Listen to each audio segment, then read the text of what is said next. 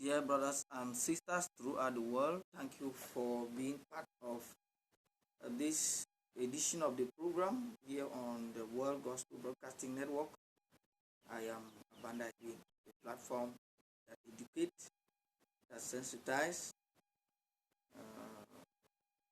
and of course bring you messages of God. We are happy to know that you are there.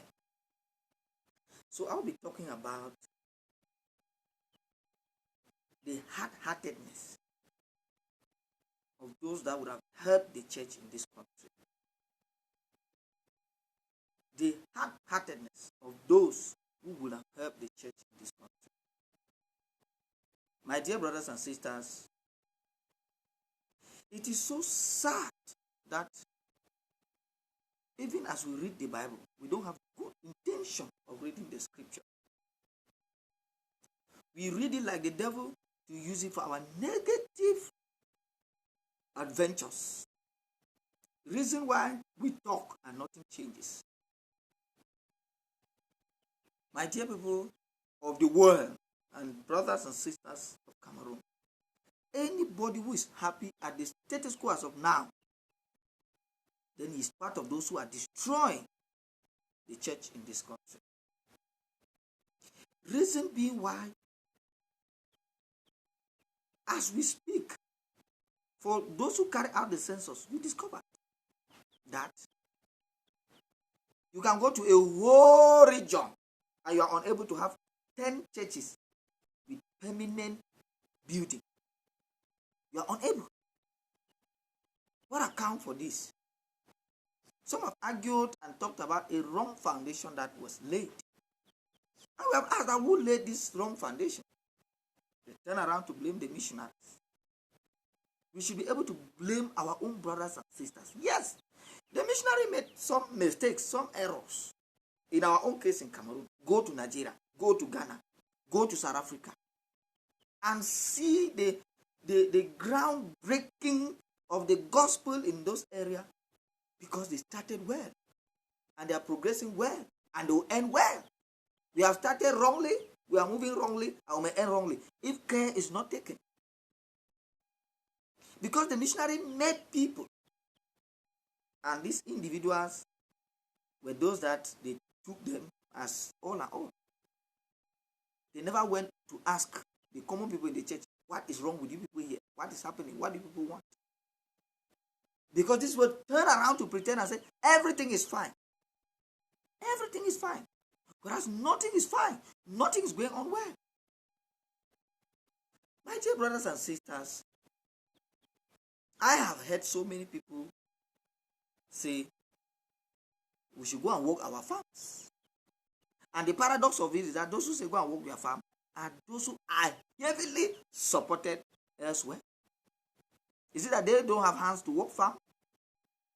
They are privileged. Yes, they are privileged.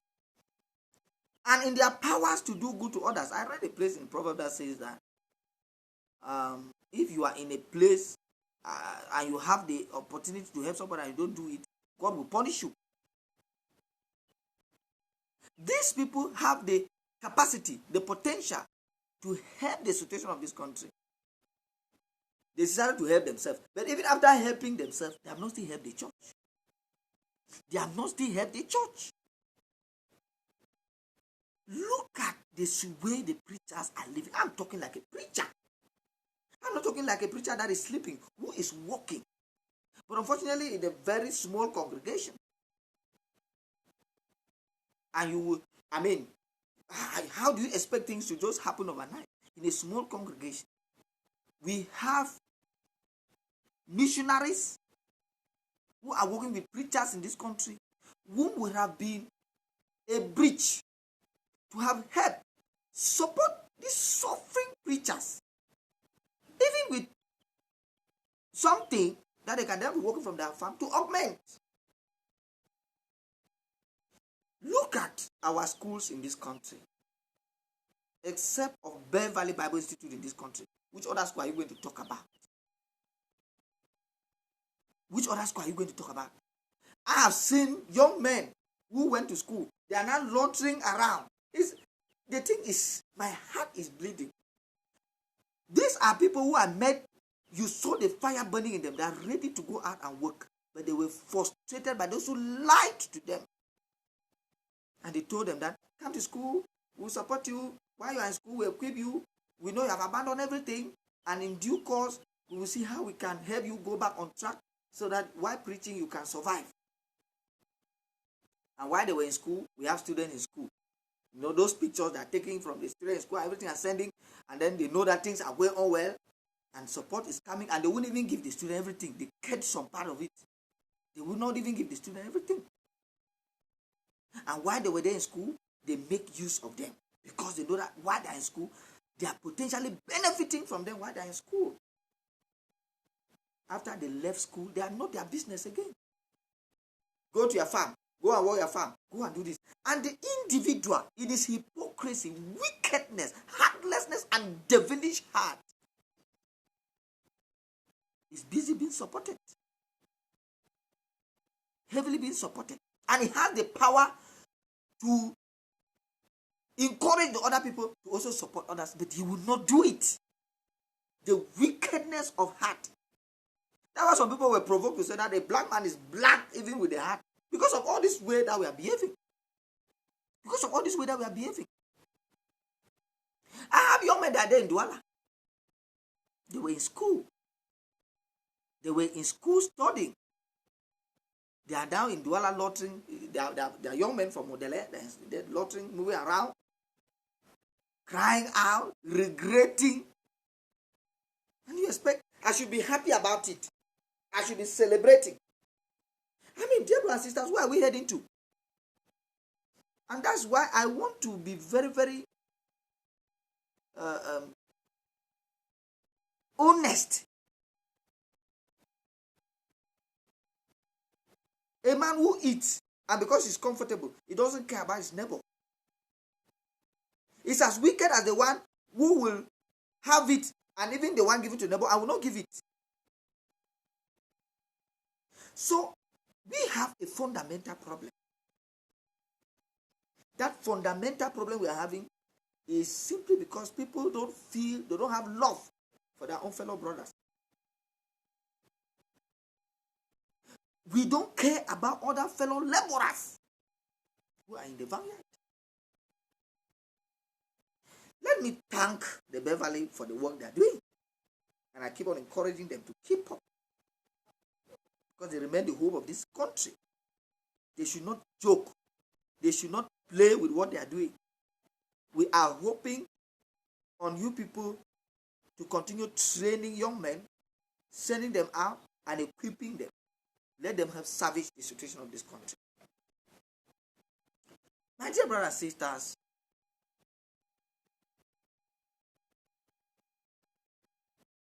we have to continue to look carefully and ask fundamental questions. The big guns they are talking about in this country, the so-called big preachers. What makes you a big preacher? Is that you are moving in a big car. That's what makes you a big preacher. You have built a big house with rooms, including rooms that are not sleeping in. You have bought lands all over the whole place. The only things you are preaching against is the same thing you are doing. Is that what makes you a big preacher? So that when they want to greet you, they will make like this. And then, because of the crumbs that are falling from your table, you want that people should say, yes, sir, yes, sir, yes, sir, to you.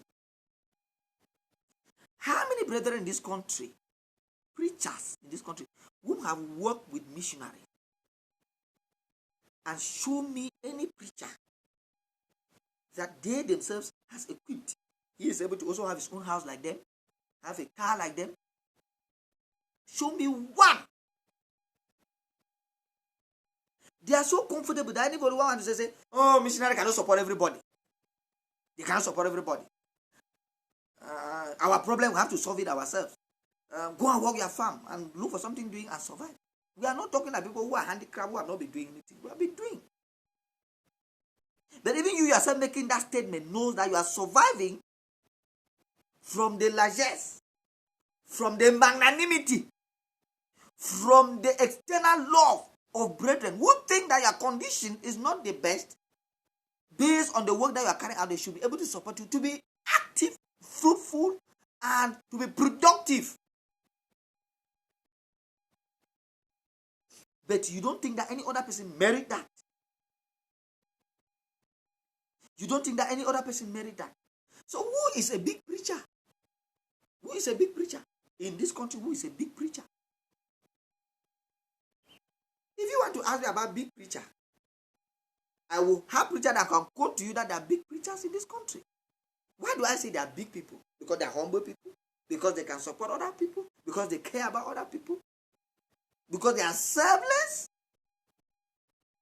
You don't claim that you are a big preacher because you are working with a missionary. And because I don't know what is wrong with some of our brothers who are coming all the way from other countries. I understand your fear because you are afraid that somebody may just blackmail the person you are working with out of jealousy. But do you care to really ask the Christians themselves? What do they want? Because these people come out and say everything is fine.